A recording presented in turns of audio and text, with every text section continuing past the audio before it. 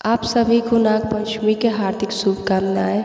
उम्मीद करते हैं कि आप सभी लोग भी आज अपने अपने घर में पूजा किए होंगे, क्योंकि आज के दिन परंपरा है कि हर कोई अपने अपने घर में नाग देवता की पूजा करता है और गोबर और सरसों से पड़वाता है, फिर उसे पूरे घर में लगाता है।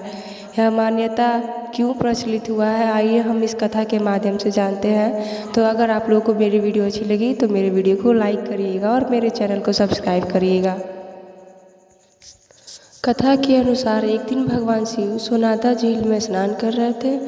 उसी समय उनकी चोटी के 5 बाल टूटकर पानी में गिर गए।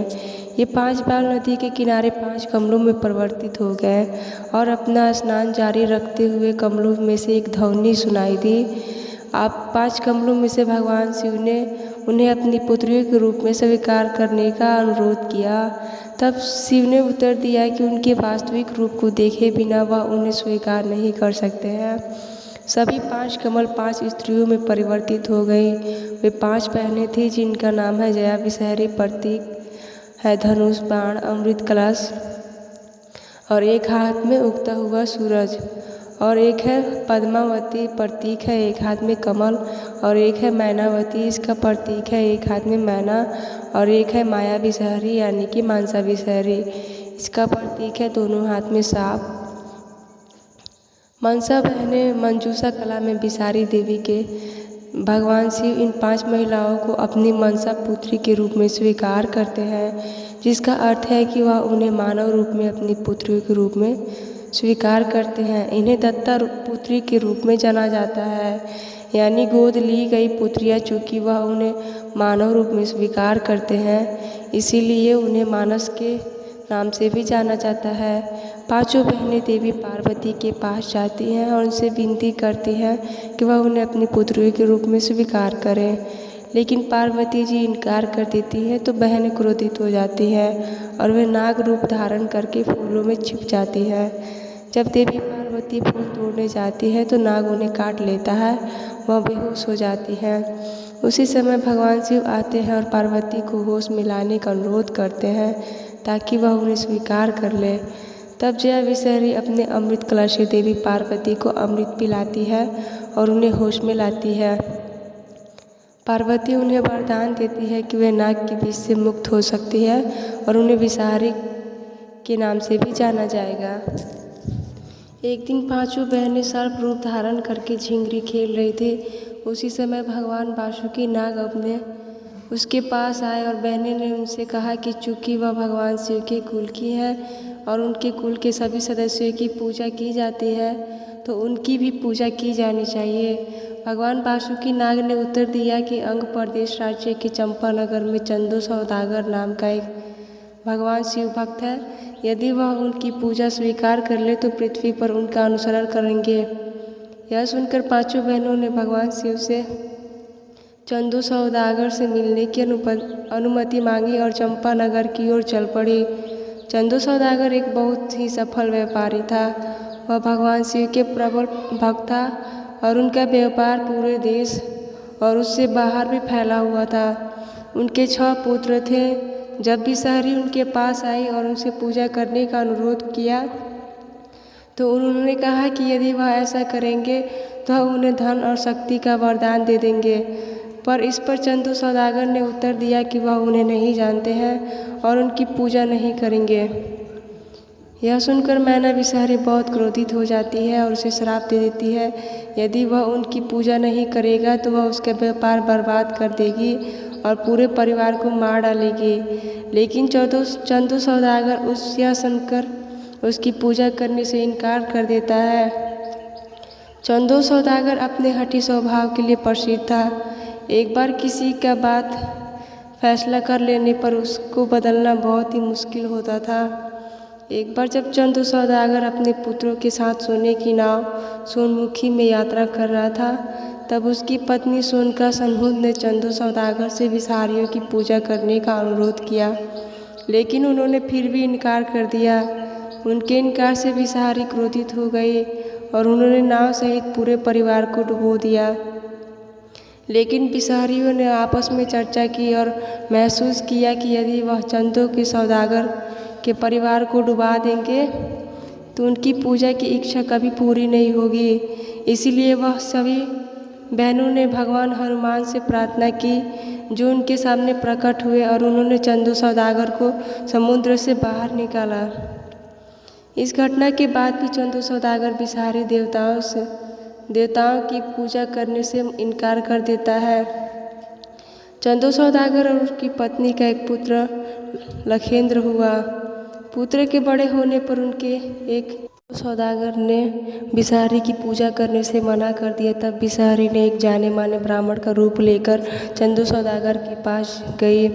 तब चंदू सौदागर ने उस ब्राह्मण से उसका परिचय पूछा। तब ब्राह्मण ने बताया कि उसकी संतान नहीं है। यह जानने के बाद जब ब्राह्मण उसके घर से जाता, तब चंदू सौदागर जहाँ ब्राह्मण बैठता था उसको गोबर से लिपवाता था। यह सब देखकर वह विषहारी जलकर भून जाती थी और उसने निश्चय किया कि किसी दिन इस चंदू सौदागर को सारे पुत्रों को मैं मिटा कर रहूँगी। ऐसा कहकर वह उसके 6 पुत्रों को शादी के दिन ही डसवा लेती थी। ऐसा समय बीतते बीतते रोते रोते चंदू सौदागर अंधा हो गया। फिर भी कुछ समय बाद उसे एक लखीम चंद्र नाम का एक पुत्र होता है, जिसका शादी बिहुला नाम की एक लड़की से होती है। लेकिन बिहुला को पता होता है कि उसके घर में उसकी 6 जेठों की मृत्यु विषहारी के कारण हुआ है। इसीलिए वह शादी से पहले एक शर्त रखती है कि वह जिस घर में रहेगी उस घर में एक भी छेदा नहीं होना चाहिए। लेकिन विषहारी की चाल यहाँ पे सफल हो जाता है और वह मिस्त्री से कह के एक छोटा सा छेद छुड़वा देती है। जिस दिन बिहुला और उस लड़के की शादी होती है, उस दिन भी सुहाग रात के दिन विषहारी ने अपनी बहन को भेजकर बिहुला के पति को डसवा लेती है।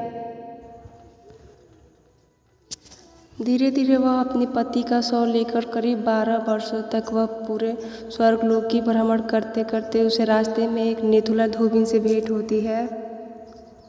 नेथुला धोबिन से भेंट होती है। वह देखती है कि वह अपने पति को कूटा और पुत्र को काटकर पटा बना रही थी।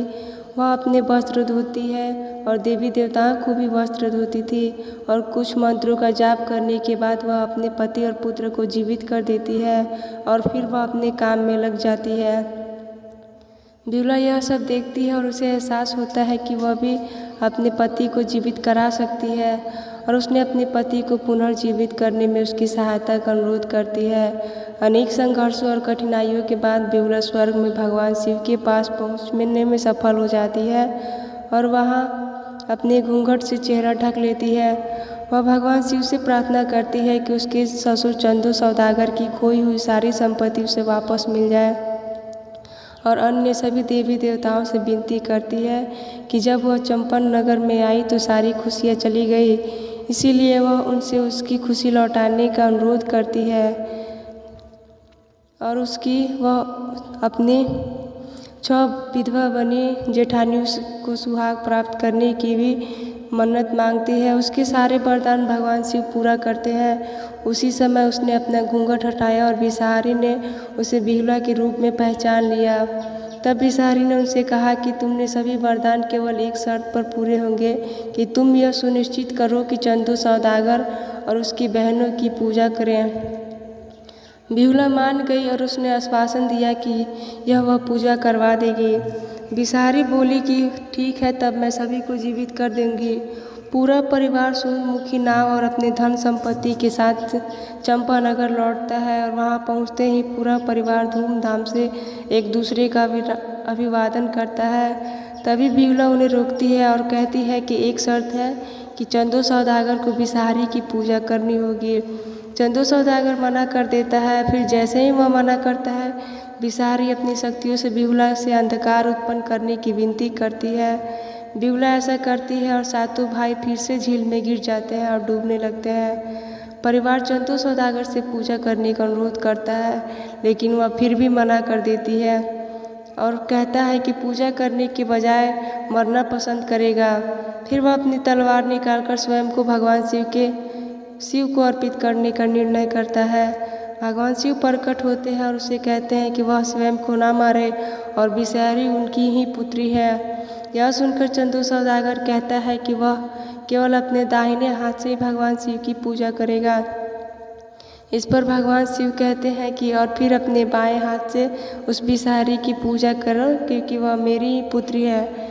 यह कहकर चंदू सौदागर उसे स्वीकार करता है और अपने बाएं हाथ से बिसारी की भी पूजा करता है। ऐसा कहा जाता है कि उस दिन से परंपरा है कि नागों की और नागों की बहन मनसा देवी, जिसको बिसारी के नाम से जाना जाता है, उसकी आज पूजा होती है। अगर मेरी वीडियो अच्छी लगी हो तो वीडियो को लाइक करिएगा और मेरे चैनल को सब्सक्राइब करिएगा।